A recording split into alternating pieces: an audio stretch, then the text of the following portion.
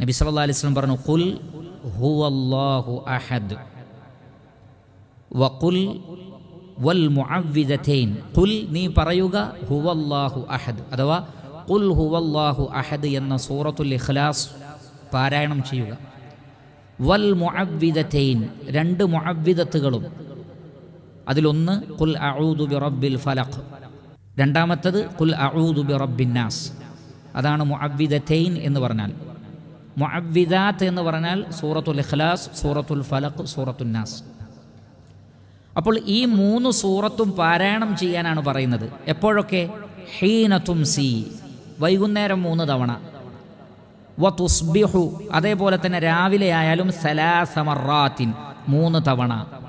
അപ്പോൾ ഹീന തുംസി വ തുസ്ബിഹു സലാസ മറാത്തിൻ തക്ഫീക മിൻ കുല്ലി ഷൈ.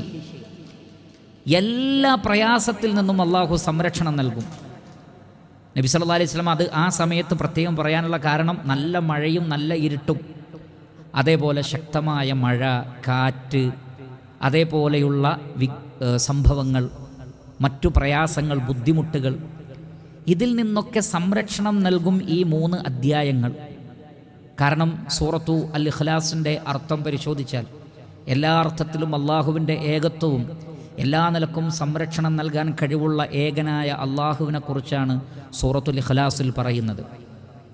പിന്നീട് സൂറത്തുൽ ഫലഖിൽ എല്ലാ നിലക്കുമുള്ള ഷർറുകളിൽ നിന്ന്, അള്ളാഹു സൃഷ്ടിച്ച മുഴുവൻ സൃഷ്ടികളുടെയും ഷർറിൽ നിന്ന്, അസൂയാലുക്കളുടെ ഉപദ്രവത്തിൽ നിന്ന്, കണ്ണേറുകാരുടെ, സിഹ്റുകാരുടെ തുടങ്ങി എല്ലാവരുടെയും ഉപദ്രവത്തിൽ നിന്ന് രക്ഷ തേടൽ അതിലുണ്ട്.